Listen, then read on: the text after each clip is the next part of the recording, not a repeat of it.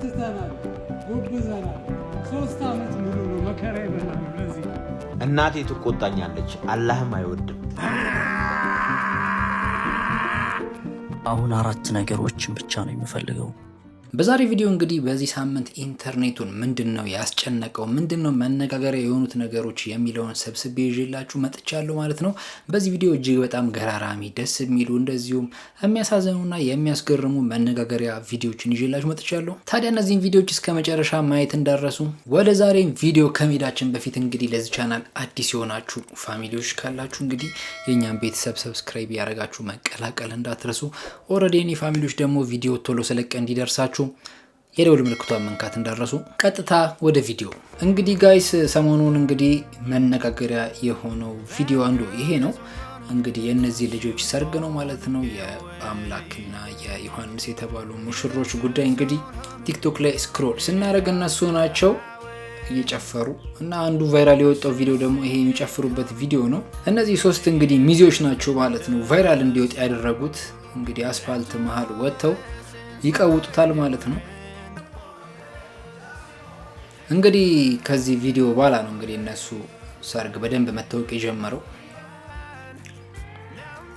እንግዲህ እነዚህ ሚዜዎች ብቻ ሳይሆኑ እንግዲህ አብሯቸው ያለው መኪናም እንግዲህ አብሯቸው ይጨፍራል ማለት ነው። ይሄ የምታዩት መኪና ማለት ነው እንግዲህ ቀውጢ ሚዜዎች ናቸው። እጅግ በጣም ኤክስፔንሲቭ እና በጣም ሌክዠሪ የሆነ ሰርግ ነው።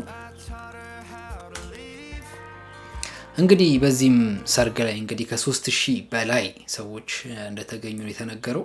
እንዴት አወቁ? ሲጀመር 3000 ያህል ህዝብ በጣም ብዙ ሰው ነው።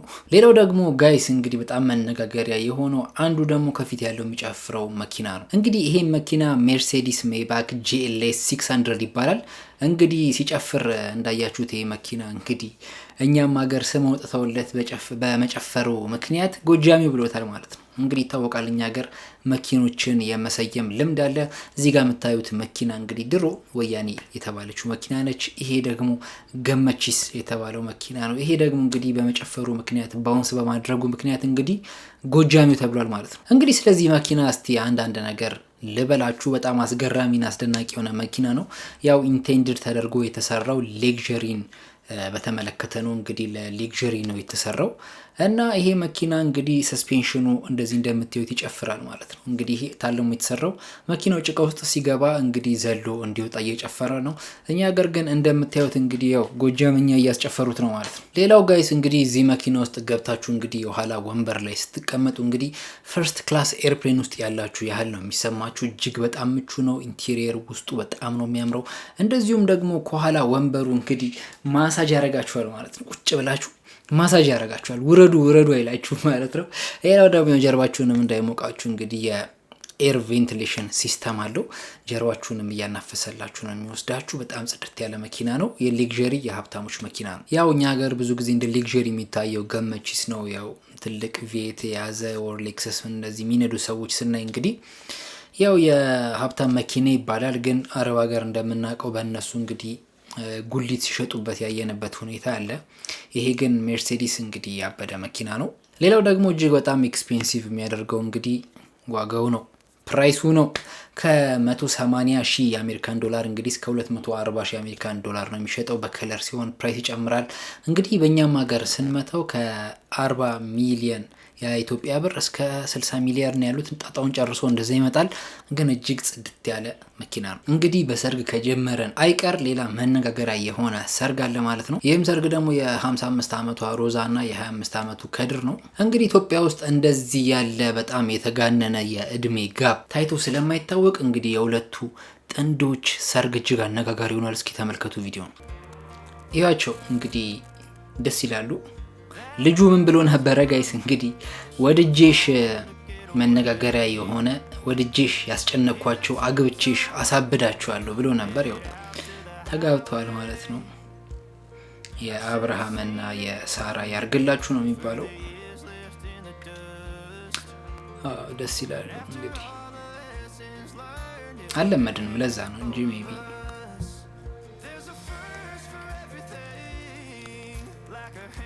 በጣም ልብ የሚነካ ይመቻችሁ። ኤኒዌይስ ጋይስ እንግዲህ ይህን ቪዲዮ ተመልክቶ እንግዲህ ጋይስ እጅግ በጣም ብዙ የሚባል ነገር አለ። እንግዲህ የመጀመሪያው በጣም የተነሳ ያለው ሀሳብ ዚስ ኢዝ ላቭ ዚስ ኢዝ ትሩ ላቭ የሚሉ አሉ። እንግዲህ ፍቅር ነው፣ ፍቅር እውርም ደንቆሮም ነው የሚሉ አሉ። እንግዲህ ወዷት ነው የሚሉ አሉ። ሌሎች ደግሞ እንግዲህ ለመላ ብሎ ነው የሚሉም አሉ። እንግዲህ ከአሜሪካን የመጣችው እጇን ብሯን ፈልጎ ነው የሚሉ አሉ። ሰዎች ብዙ አይነት አስተያየት ይሰጣሉ። ሌሎች ደግሞ ታድሏል እናትም ሚስትም ነው ያገኘው የሚሉ አሉ። በዚህ አጋጣሚ የየው እንግዲህ አስተያየት በጣም ነው የተመቸኝ። እነሱም ያው እንግዲህ ቲክቶክ ቪዲዮ በጣም ነው የሚሰሩት። ያው ቲክቶክ ቪዲዮዎችን ግን ሲሰሩ ያው የአበሻው ኮመንት አስጨንቋቸው። ቲክቶክ ላይ ያለ ህዝብ ታውቃላችሁ እንግዲህ አንዴ የፈለገውን ብሏቸው ስክሮል ነው የሚያደርገውና እንግዲህ ያው አስጨልሏቸው ኮሜንቱን አጥፍተው ነው እነዚህ እንግዲህ ጥንዶች ቪዲዮ እየሰሩ ያሉት። እኛም ሀገር ያው እንግዲህ በዚህ ልክ ደረጃ የተለጠጠ የእድሜ ጋፕ ስላልተለመደ እንደውም ብዙ ጊዜ እኛ ሀገር ወንዱ ነው በእድሜ የሚበልጠው። ሴቶችም ግን የሚበልጡበት ሁኔታ አለ። ግን ሴቶች ማክሲመም ቢበልጡ በ3 ዓመት እንደዚህ በ2 ዓመት ነው እንጂ እንደዚህ የተጋነነ የእድሜ ጋፕ ስላልታየ ህዝቡ እንግዲህ ደንግጧል። እናንተስ ይህንን የእድሜ ጋፕ መስፋት እንዴት አያችሁት? ኖርማል ነው ወይስ ትንሽ ተጋኗል? ምን ይመስላችኋል? ሀሳብ አስተያየታችሁን እስቲ ያስቀምጡልኝ ኮሜንት ላይ። ሌላው ሰሞኑን በጣም እየተቀወጠ ያለው እንግዲህ የኤምኤምኤ ፋይት ኢትስ ገና ሃፐን ኤጌን። በፊት እንግዲህ ኢትዮጵያ ውስጥ የመጀመሪያው ኤምኤምኤ ፕሮፌሽናል ፋይት ተዘጋጅቶ ነበር። በዛም ደግሞ እንግዲህ ጆኒ እና ንቃተ ህሊና በጣም ቀውጠውት ህዝቡ ኤክስፔክት አድርጎ ፋይት አድርገው ነበር። which is ያው ፋይቱ በ3 ሰከንድ ይለቅ እንጂ ጠብቀን እንደዛ በ3 ሰከንድ አልቋል። አሁን ደግሞ ጋይስ በጣም እየተጠበቀ ያለው የሴዶ ማርሻል እና የጆኒ ጁጂትሱ ፋይት እንግዲህ እንደሚደረግ ተረጋግጧል ማለት ነው። ሴዶ ትንሽ አስቸግሮ ቢሆንም 10 ሚሊዮን ብር ስጡኝ እያለ ህዝቡን አስጨንቆ ቢሆንም ጆኒም ደግሞ ያው እንግዲህ አም ሬዲ አም ገና ፋይት ዩ ብሏል። ሴዶም ደግሞ ያው ብዙ ጣጣ አብዝቶ መጨረሻ ላይ ፈርሟል። ያው እናቴ ትቆጣኛለች ቢልም 10 ሚሊዮን ብር ካልሰጣችሁኝ ቢልም እናቴ ትቆጣኛለች አላህም አይወድም። በአም ፕሮፌሽናል በሆነ መንገድ ቁማር በሆነ መንገድ ውድድር መወዳደር ከሆነ እናቴ ትቆጣኛለች፣ አትፈቅድልኝም። የእናቴን ትእዛዝ ደግሞ አከብራለሁ። ከዛ በላይ ደግሞ ትልቁ ትእዛዝ የአላህ ትእዛዝን አከብራለሁ ማለት ነው። አም ፕሮፌሽናል ውድድር ማለት 10 ሚሊዮን ብር ተደባደብና ያሸነፈ ይውሰድ ማለት ቁማር ይባላል። ቁማር ደግሞ ሃይማኖት የማይፈቅደው።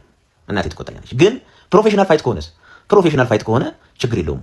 በኋላ ግን ምን እንዳስነኩት አላውቅም። ለህዝቡ ነው ብሎ እንግዲህ ፈርሟል። ያው ህዝቡ ጋይስ ሴዶ እንዲደባደብ የፈለገው ያው እንግዲህ ሴዶ ከቲክቶክ ከተጀመረ ጀምሮ እንግዲህ አሽ እያለ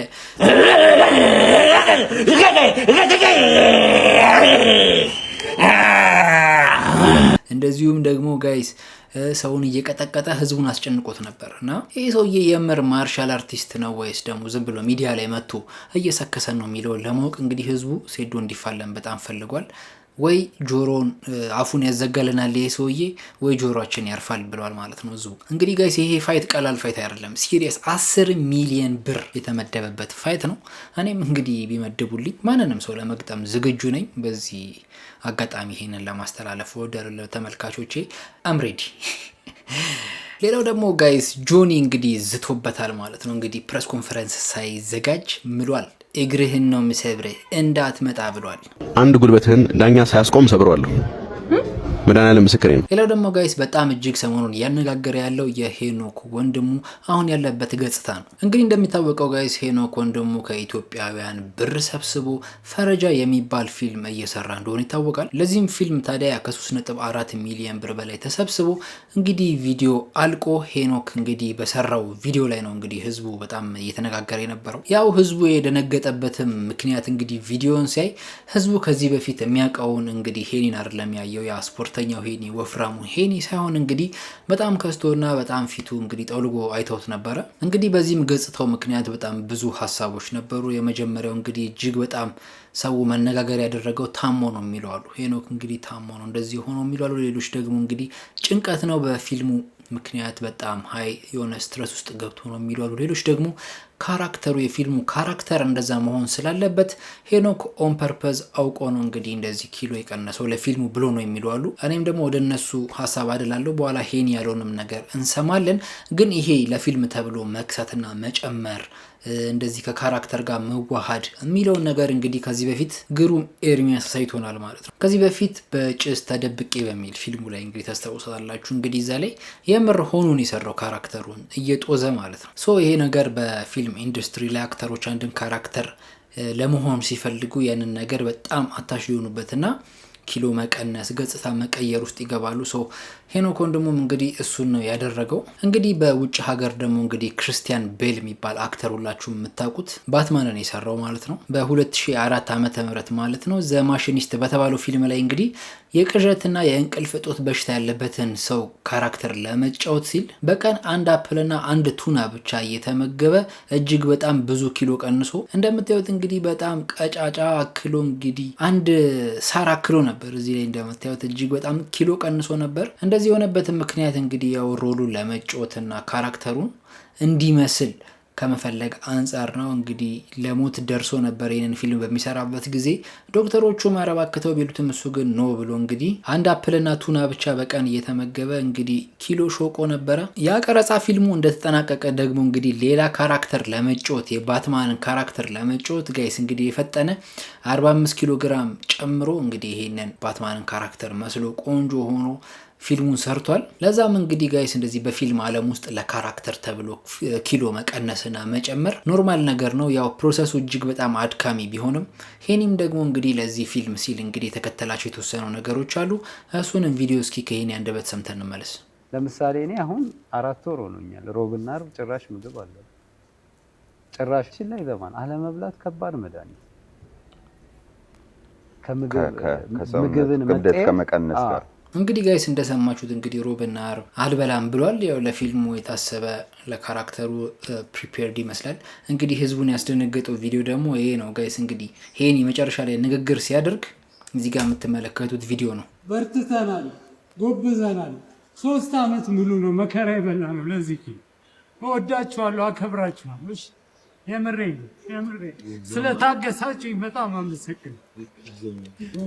እንግዲህ ጋይስ አይዟችሁ፣ ምንም ሆኖ አይደለም። ሄኒ እንግዲህ በካራክተር ምክንያት ነው እንደዚህ የሆነ ያለው።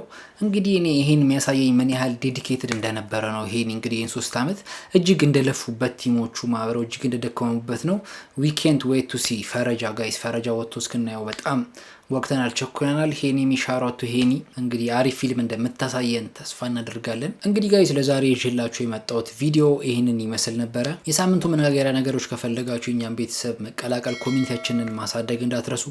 እያያችሁ ዝም ብላችሁ የምትሄዱ ሰዎች ሰብስክራይብ አድርጉ፣ አደራ ብለናል። ሌላውም ደግሞ ላይክ ማድረግ እንዳትረሱ። በሚቀጥለው እስከምንገናኝ ሰላም ቆዩ።